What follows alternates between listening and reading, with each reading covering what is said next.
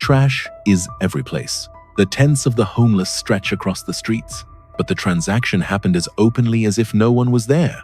Everything you just saw wasn't in a remote town, nor was it in a poor area, and it's right in the heart of France, the most developed and modern country in Europe. When I arrived here, I realized that what people were talking about was no longer love or art, and people observe each other. People are wary, and people learn to live in a space where order is no longer self-evident. Of course, I didn't come here to prove that Paris is ugly. I came here because I wanted to understand a much more disturbing question. What happens to a society when the state is still present, but no longer controls daily life? And when you step into these neighborhoods, you'll understand why there are places that, even if you only visit once, are enough to make you never want to return. If you ask me when I started feeling that Paris was no longer Paris, my answer would be Porte de la Chapelle. This place is known as the intersection of the A1 Expressway, the Paris Ring Road, and the National Road. At first glance, it's a crowded place with a lot of traffic, but beneath that giant intersection lies a parallel world, an open-air supermarket, a place of exchange for those with no future.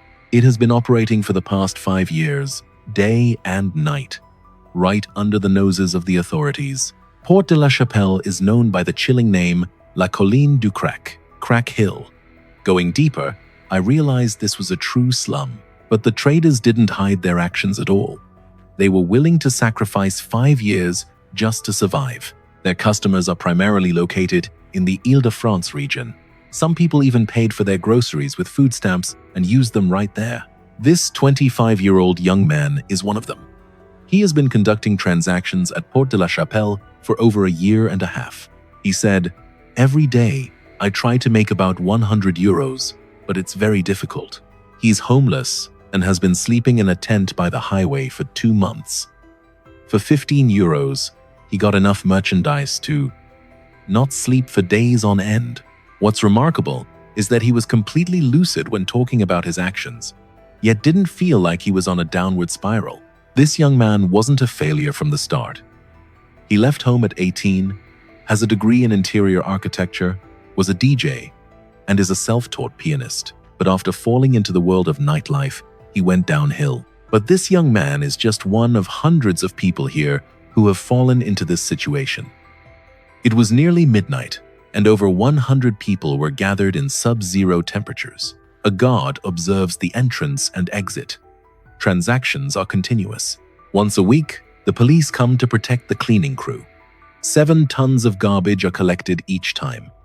But after just a few hours, everything was back to normal. Business activities continued as if nothing had happened. The locals couldn't hide their unease. I met Najem, the only bar owner in the area, who has been here for 12 years. He absolutely forbids anyone who is not sober from entering the establishment, and they are not even allowed to use the restroom. The restaurant's revenue decreased by 30% in just a few years. While other citizens were stuck on the train because homeless people were on the tracks, the power had to be cut urgently. A resident bought a 70 square meters apartment for 260,000 euros, but can't sell it now because the area has severely deteriorated, leaving their capital tied up. Just saying it out loud already hurts. And as you leave this place, a natural question arises.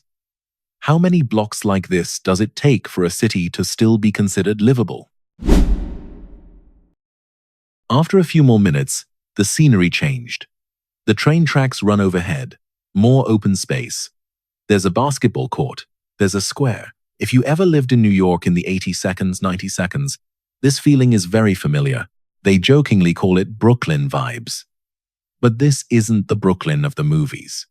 This is Brooklyn when the system has retreated by half. During the day, everything seems fine. Working people, shoppers, children are running across. But there are groups that remain stationary for a very long time. No talking. Nothing is clear. They're not causing trouble, but they take up space. A resident told me, "We learn to avoid certain spots. It's not because they're dangerous all the time, but because they can be dangerous at any time. This is a very modern form of danger. Not noisy, unclear, but it's psychologically draining. You are not intensely afraid. You're just tired. Tired of having to observe. tired of having to guess, tired of not knowing what to believe. If Port de la Chapelle is abandonment, then La Chapelle, Stalingrad is adaptation. People don't expect things to get better. They just hope it doesn't get any worse. And if it seems familiar, it's not by chance. Many European cities are entering this phase. It's just that Paris arrived earlier and looks better in promotional photos. If social order only exists at an acceptable level, is it still order? I continued my journey to Barbess, Chateau Rouge. And here, all comparisons begin to become difficult. It's not because it's more dangerous in a direct sense, and because I feel like I'm stepping into a different reality. Barbès is described as the poorest neighborhood in Paris, classified as a zone de sécurité prioritaire, a priority security zone, which means high crime rate. Many cases of violence and theft, the frequent presence of the police, but with limited effectiveness. The streets are extremely unsanitary. The pungent smell of ammonia is every place. The trash is overflowing from the bin. Mattress in the middle of the road. Barbès is considered the area with the highest number of homeless people in Paris. The mattresses on the sidewalk are not random. They are the traces of a forgotten class. There's one detail, a small but sociologically significant detail I noticed upon arriving here, is that Foot Locker has opened in Barbès. Many people see this as a sign that the region is on the rise. But immediately after came the harsh reality. Tati, a historic symbol of Barbès, closed down, replaced by Giffy, another chain selling cheap goods. It's not an upgrade. It's just replacing one form of poverty with another. Nevertheless, Barbès still has its bright spots. This place has a multicultural, bustling atmosphere. The market is crowded. Goods are displayed every place. Thick sound, strong flavor. Energy is very vibrant. It feels very real, not as polished as central Paris. Returning to Paris, the capital and center of France. Iconic landmarks, luxury shops, and quaint streets have always made this place a dream city. But in reality, Paris sometimes feels more like a nightmare than a dream. You don't believe it? So, follow me and forget the sweet Paris image from Netflix's Emily in Paris. The truth is, Paris is the most dangerous city in France, far surpassing Marseille and its notorious old port area. According to many official sources, if you travel in the chic central districts of Paris, your chances of being the victim of theft, pickpocketing, assault, etc. can be as high as nearly 1 in 12. It sounds really disappointing, doesn't it? But at least this truth helps you stop envying Parisians. They're not as lucky as you thought. Chateau Rouge, one of the most dangerous areas in Paris.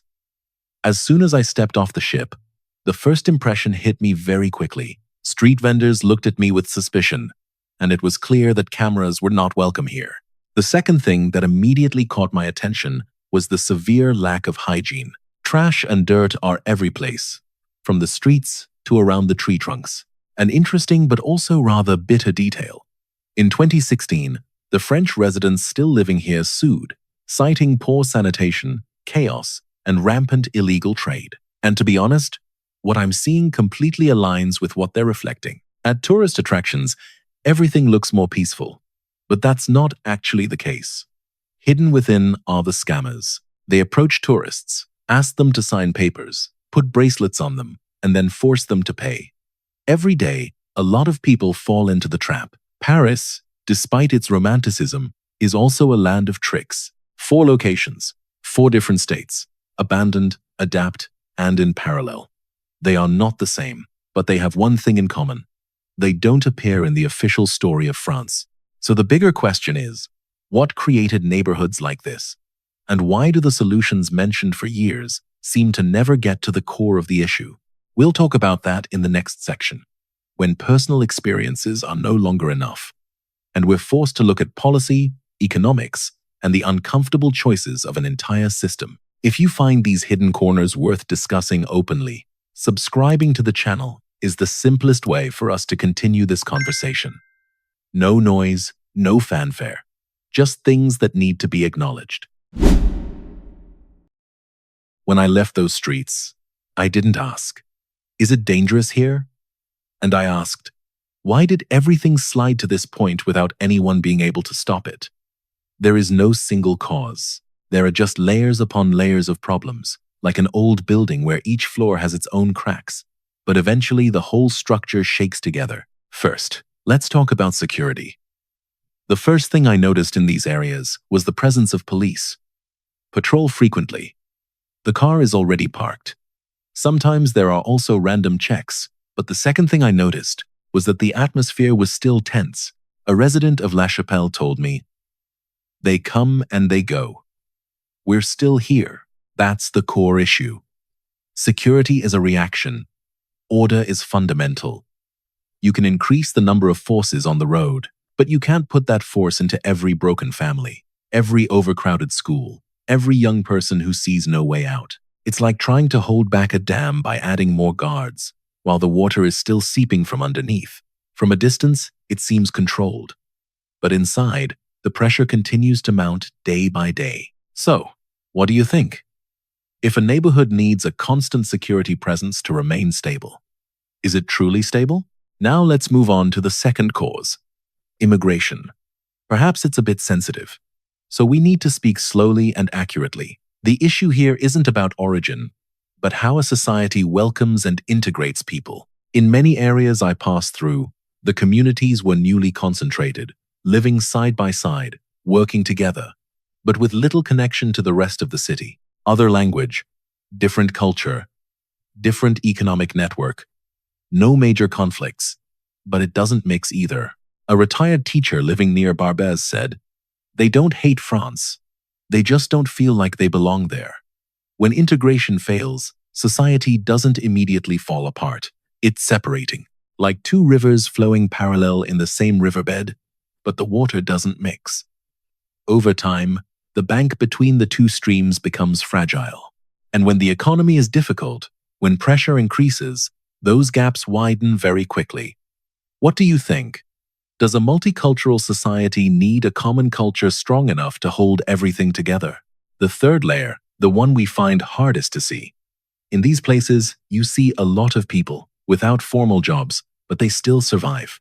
That's not magic. That's the shadow economy. When the formal economy doesn't create enough opportunities, especially for young people with little education or few connections, informal pathways will naturally emerge. One resident put it very bluntly. No one dreams of getting rich here. It's just about getting through the month. The informal economy doesn't need advertising. It spreads by demand. And the remarkable thing is, it doesn't need many people to participate to affect the entire neighborhood. Just a few hotspots, a few well-known streets, are enough to change the living atmosphere. There's a saying I heard, very bitter but very true. The state comes here with leaflets. The black market comes here with cash. In your opinion, when legal options are not attractive enough, do we have the right to blame people for choosing another path? Finally, there's the least discussed layer of causes. The image of Paris that you see in movies, travel advertisements, on social media. It's a very selective Paris, that's right. But it's not enough. These neighborhoods won't disappear. They just weren't told. A local journalist told me, half jokingly, there are stories everyone knows, but not every story should be aired. It's not because they don't exist, and that's because they don't fit the story that needs to be sold. For tourism, for politics, for collective peace of mind. And when a problem isn't talked about long enough, it doesn't go away. It normalizes. Have you ever wondered, do we not see because there's no problem? Or because we've gotten used to not looking? 4 reasons. None of them is enough to explain everything, but combined, they form a very difficult cycle to break. So the next question is, who is paying the price for this cycle?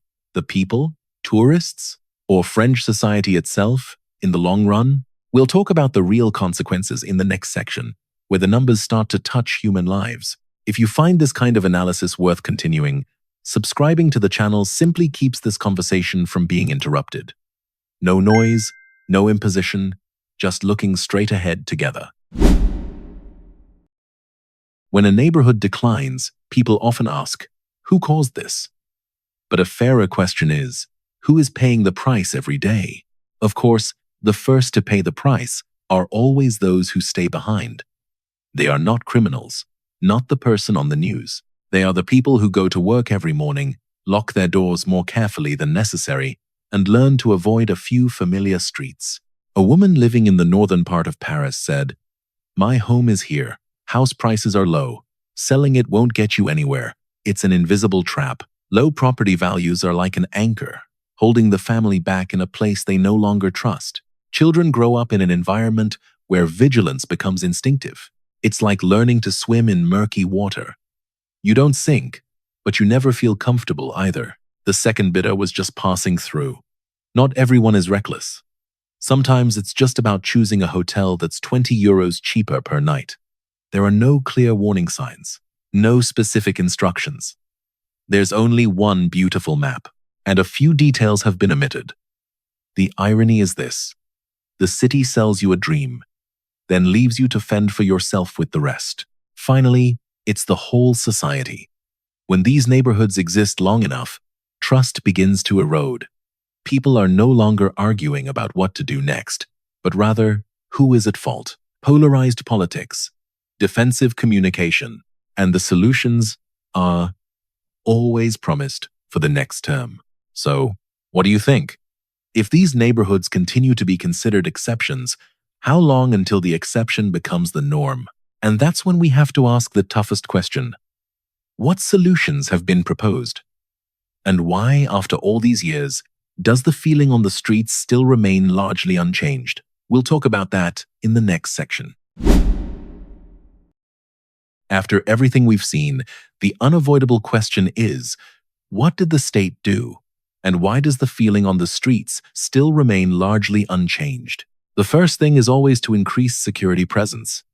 More patrols, more cameras, many campaigns to clean up hotspots. On paper, this looks very decisive. In real life, the effects are often only short-term. A shop owner said, "They came a few weeks ago. Everything is quieter." Then they retreated, and everything went back to normal. It's like mopping the floor while the pipes are still leaking. The floor is cleaner, but the dirty water is still flowing. Official figures show that in some areas, violations decrease during peak control periods.